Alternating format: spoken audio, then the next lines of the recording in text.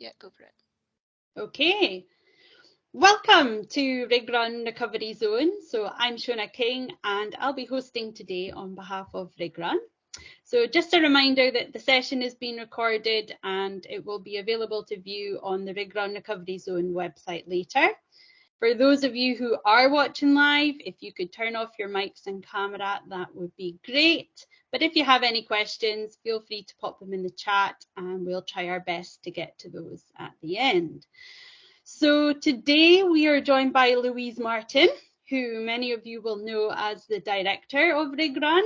So as if that didn't keep her busy enough, Louise also works as a fully qualified mindfulness coach, and she helps and trains employees, groups and individuals.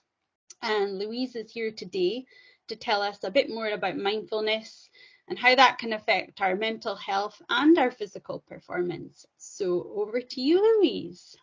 Thank you very much, Fiona. So yeah, a little bit of background about my mindfulness. I've been learning and teaching mindfulness for about 10 years now.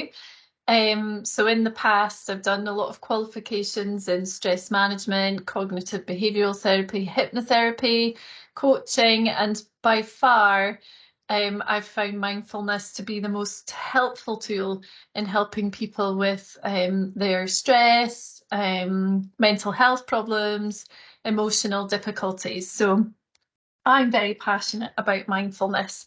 And I think I'm really delighted to be here today to do this webinar because I also worked offshore for 12 years. So I've got a really good kind of insight into what goes on for you all out there. And I think mindfulness can be really, really helpful when you're out doing your tour, whether it's an offshore rig or platform or a desert-based one, or maybe even a terminal. It's long shifts, and then when you're finished, you're not going home.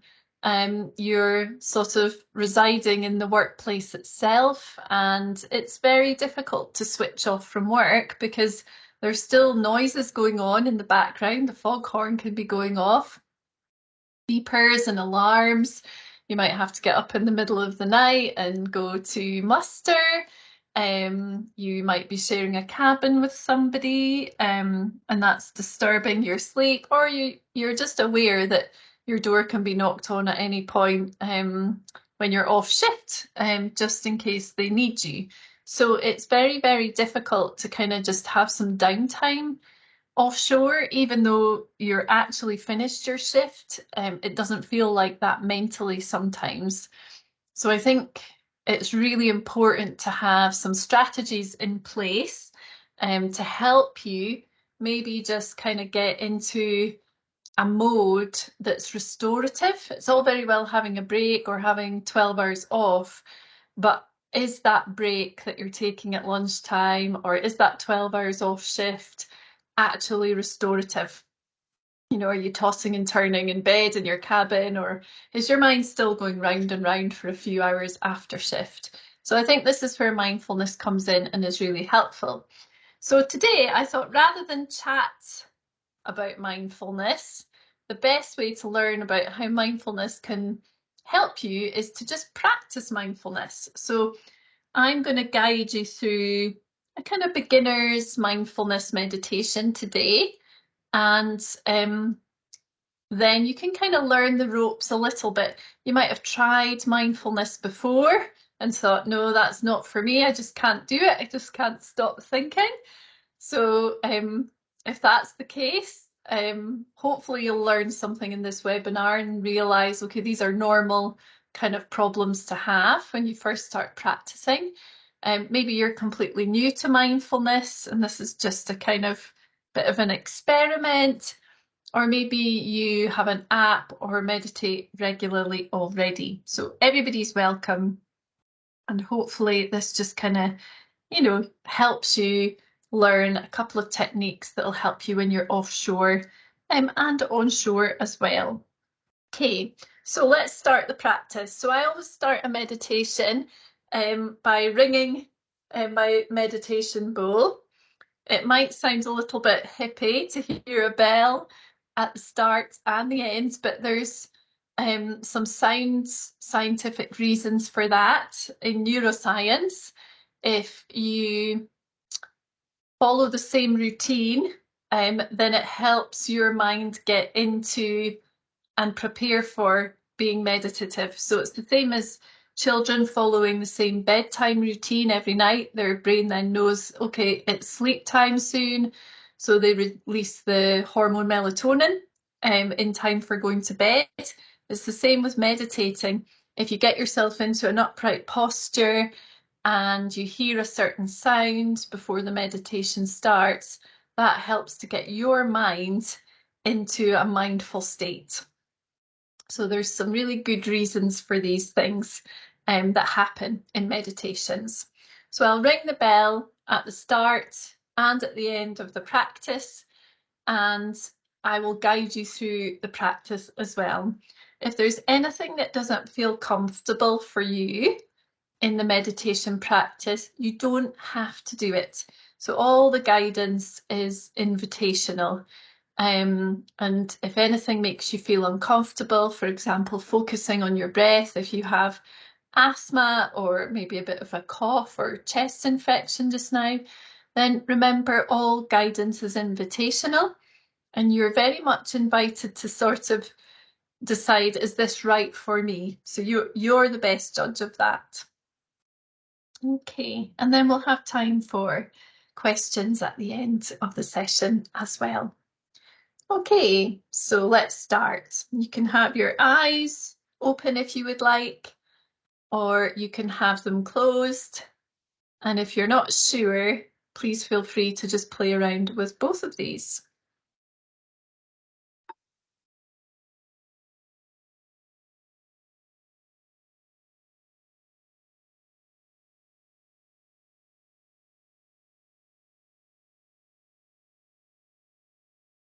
Okay, just checking in with your posture, seeing if you can adopt an upright posture as best you can, but one that's comfortable. So if it hurts your back to be sitting straight up the way, then put a cushion in behind your back or a jumper, something just to give your back some support.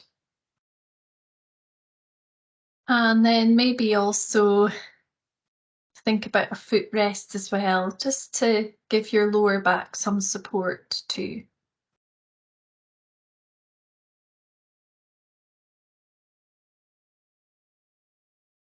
And let's check in with our intentions for this afternoon's mindfulness practice. So our intention this afternoon is simply just to learn the beginning steps for mindfulness meditation so that we can have a break from thinking about work.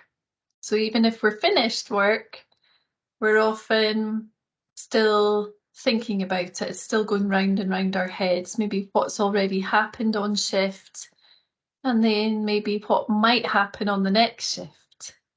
So in this practice, we're just going to have a little bit of a break from all that so that our time off can be really restorative.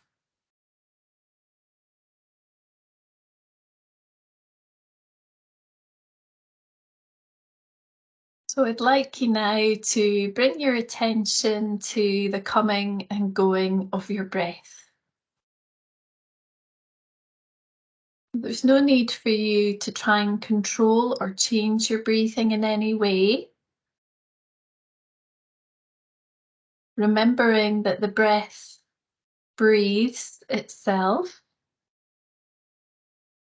So all I would like you to try here is to just pay attention to the breath as it breathes by itself. More specifically, paying attention to the sensations of breath as it comes into the body and out from the body. So you might like to follow the whole journey of breath, as the cool air enters your nostrils, comes down the back of your throat into your chest, turns a little corner in your lungs, and then starts to come back out again. So almost accompanying the journey of breath with childlike curiosity, rather than saying to yourself, yeah, okay, I know what breath is, I know what breathing is. Journeying with the sensations of breath as though you're experiencing them for the very first time. Having a really curious, playful attitude to this practice.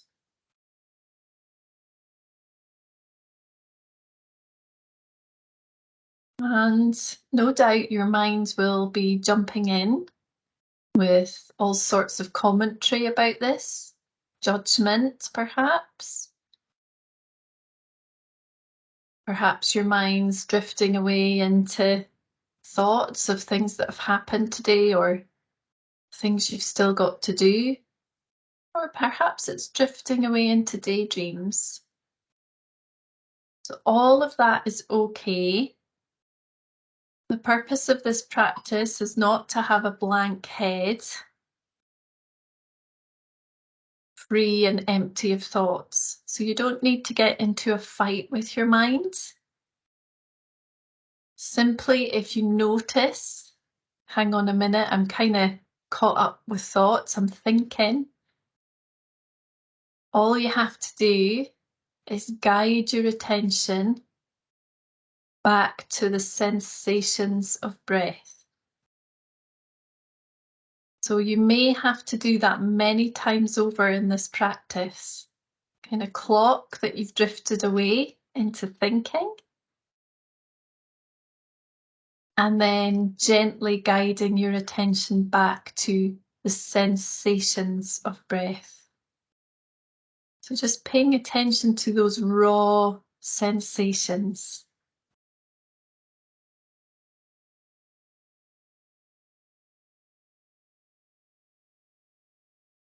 And now I'd like you to deepen your in-breath ever so slightly. So sometimes when we begin this practice, we can notice that the in-breath's quite shallow and quite rapid. So you don't need to take a huge deep in-breath. Just deepen it ever so slightly more than you would usually, in a way that's comfortable for you. Pay particular attention to the sensations in the body where you're breathing more deeply. So maybe around the bottom of the rib cage or the tummy area that's rising and falling. So just hanging out in this kind of belly area with your attention. Focusing on the sensations of this slightly deeper in-breath. Remembering that there is no special way to feel in this practice. So we're not trying to force ourselves to be in a state of relaxation or to feel in any way special. We're also not trying to have a blank head. All we're doing in this practice is breathing more deeply and focusing on the sensations of that. So however you find your mind this afternoon, perhaps it's quite frantic, perhaps it's quite calm, perhaps it's quite sleepy. However you find your mood this afternoon, perhaps it's quite anxious or stressed. However you find your body this afternoon, see if you can just meet it as it is. There is no need to try and make things different. So just having a rest from trying to control our experience, and having a rest from being constantly involved in thinking. So we're just simply resting attention upon the sensations of deeper breathing.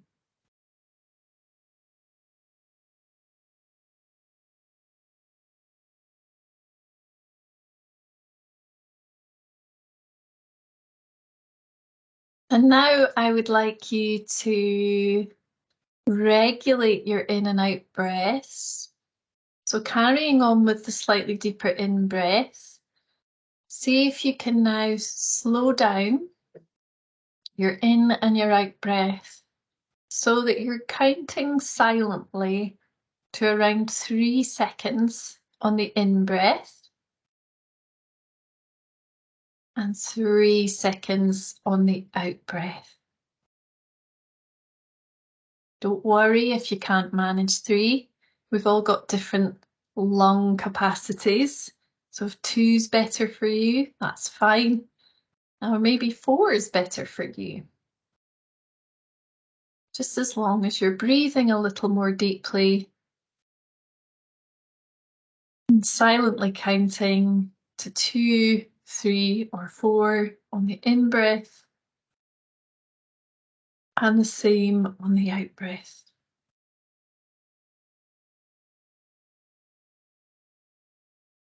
All the while keeping our focus as best we can on the sensations of this in the body, particularly the belly area.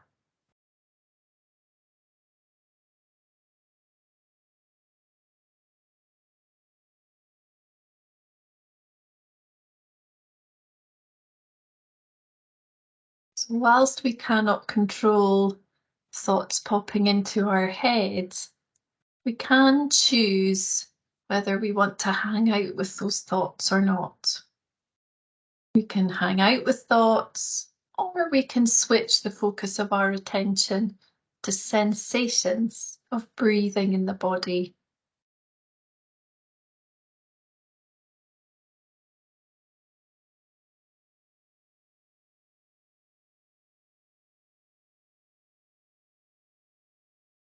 Counting to 3 on the in breath. Counting to 3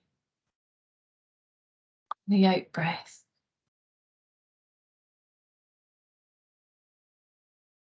So all we're doing is breathing a little more deeply and counting to 3 on both the in and out breaths. Switching focus now from counting and slightly deeper breathing to more of a focus on your out breath. So really checking in with how it feels when you let go of breath. Excuse me a second.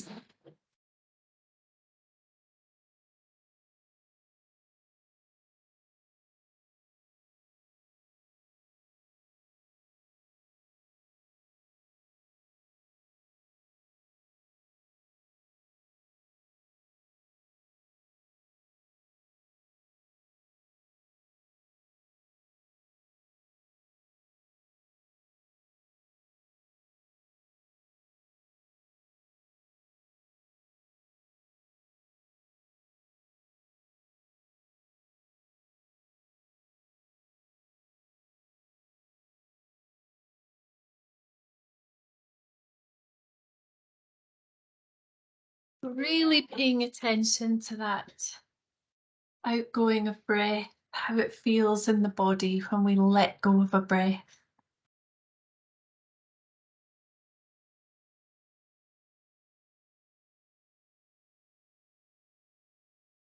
Noticing how maybe as we let go of the breath, the body relaxes and lets go, perhaps of any tension or tightness in muscle groups. Each time we let go of breath, body relaxes and lets go. And we drop a little further into the unconditional support of the chair that we're sitting on and earth beneath.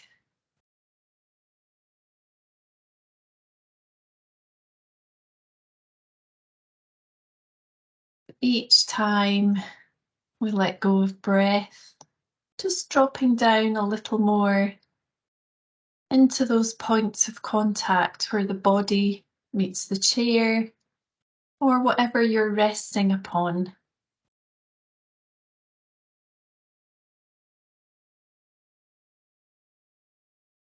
And let's see if the mind can learn from the body on the out breath. As the body relaxes and lets go, perhaps the mind can gently release any involvement with thinking it's gotten caught up with. On each out breath, relaxing in both the body and the mind.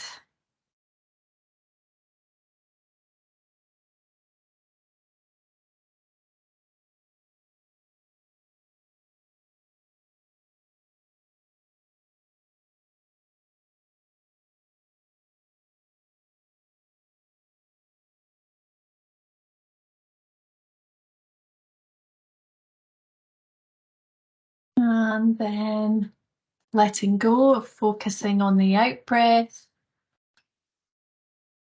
And let's get a sense of this whole body now by inhabiting it with our breath. So on the next in-breath, use the in-breath as a way to inhabit the whole of yourself. So as you breathe in, imagine that breath filling up and spreading down all your arms, hands, torso, legs, feet and toes. So the whole body filling up with the in-breath, just as a way to feel into it. And then the whole body emptying again as we breathe out. And try that 2 or 3 times.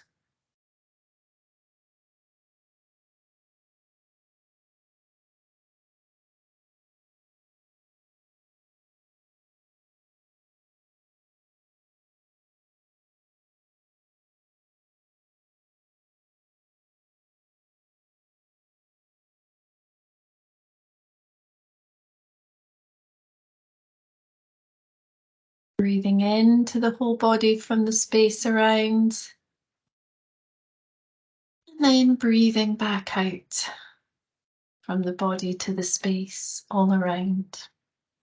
And as the practice comes to a close, remembering that the breath is always here with you as an alternative to thinking and as a place of safety and peace.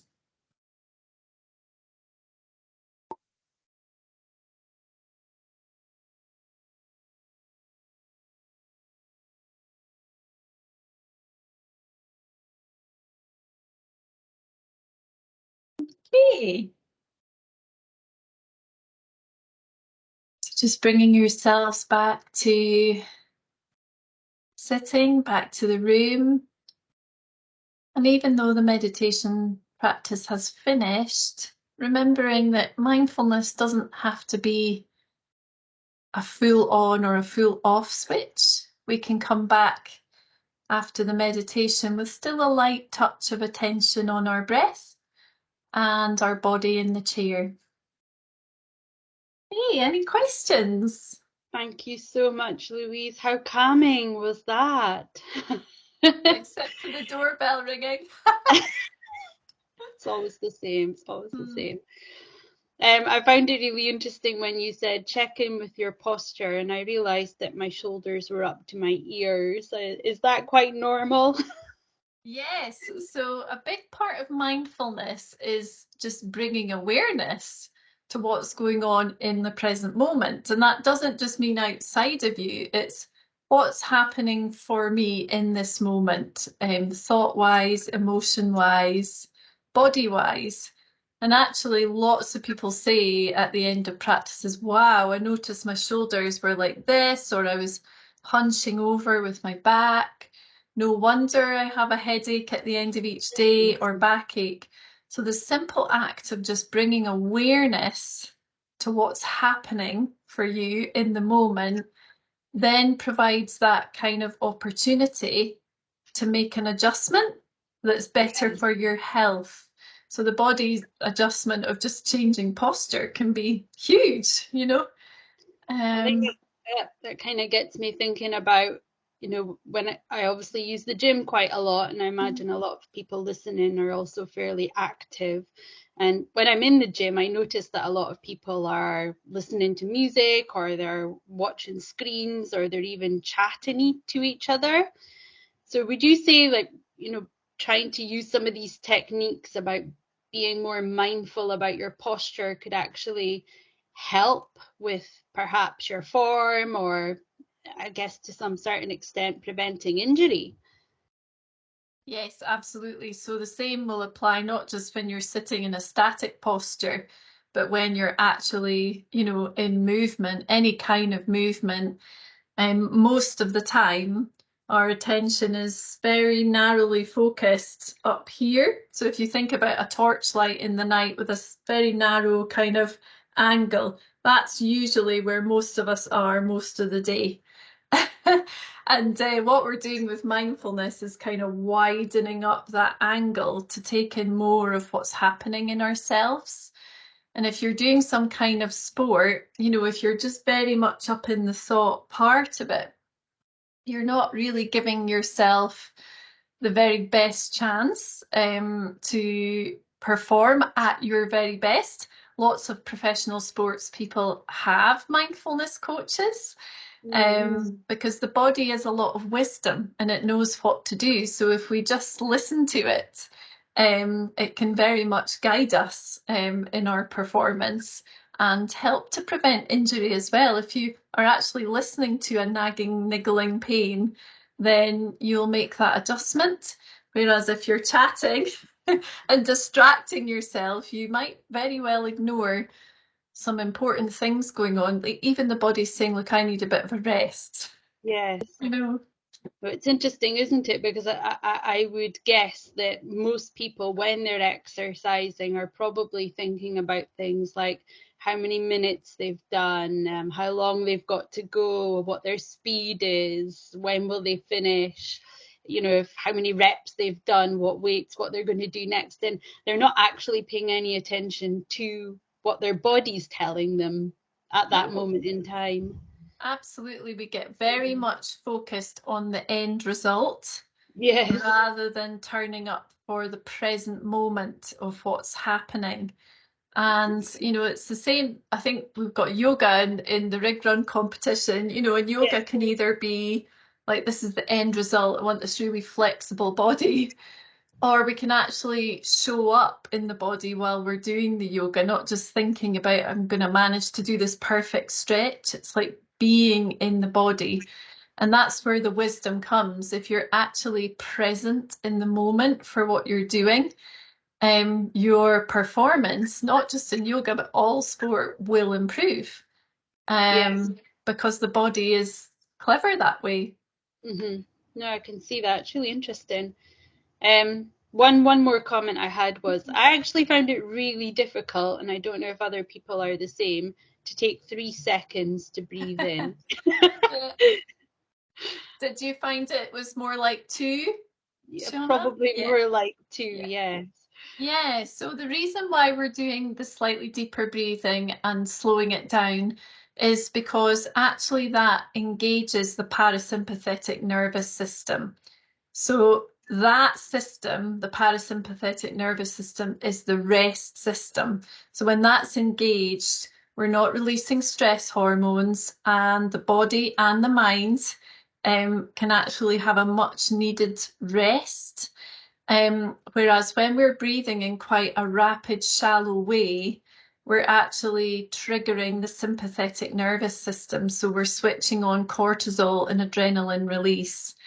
So even that sort of slight change of just increasing your breathing a little, deepening it a little, and slowing it down, even if it's just getting to number 2, that's perfect. As long as it's a slight change for you, don't try and, again, think of, oh, I've got to achieve 3 or 4. Because what you will find is as you're kind of, as you practice, it will slow down naturally, because you'll get kind of more used to it. But it can make people a bit panicky to start with, because like, oh, That's the opposite effect. yeah, absolutely. So, but the science says 1 minute. So if you can do 60 seconds of focusing on the sensations of your breath and slow it down, counting and slightly deeper, that's enough to completely switch off cortisol and adrenaline production in the body. And with that, this part of the mind, the prefrontal cortex, opens up again, and you're able to think clearly and rationally. So yeah, it's quite transformative, the way that what we call like restorative breathing works. So, and it helps athletes as well. Athletes do that kind of breathing, and it helps with their performance and recovery as well, in terms of the aerobic and anaerobic. And 60 seconds is not a long time though, is it? no, That's something that could have a big effect in a short amount of time. Do you think that's something that people could do, say, in an offshore environment, if they'd had a stressful day, or they'd had a stressful interaction with another person, perhaps? Would that be like a good way of kind of trying to calm the nervous system down? yes, absolutely. And I would always recommend to go away and do that. And nobody knows you're doing it, because you're always breathing anyway. So you can do it while you're on an online meeting. If you feel yourself getting, wound up or stressed, you can do it in the TV lounge offshore. You could do it in the mess room. Nobody knows you're doing it. But that 60 seconds of just paying attention to the breathing more slowly, more deeply, will actually then transform what you go and do next. Because if you're less stressed, you will be not so reactive, if that makes sense. This part of the brain opens up again, and you can see the situation more clearly. You can respond more rationally. We all know what happens when we get stressed and upset. We can kind of react in unhelpful ways. And then we've got sort of second problems to sort out on top of that. So yeah, taking that minute can really be transformative from our own personal perspective of feeling better, mentally and emotionally. But also it helps to make a more problem-solving choice in the next moments that unfold after that. Yeah, I like it. Stealthy, slow breathing. That's great. So thank you very much, Louise. I think today's session was really useful, and I think there's a lot that people can take away from it, and use in their own kind of personal lives. Thank you to everyone for attending and for viewing, and just a reminder that this webinar will be available to view on the Rig Run Recovery Zone website. Okay, And thanks. thanks, Fiona. And next time I do the next webinar, I'll build on this one, so that you can learn on top of what you've learned today. So it's kind of a more advanced session. Super, looking forward to it. Thank you, Louise. Thank you. Thank you, Thanks. everybody. Bye. Bye. Bye.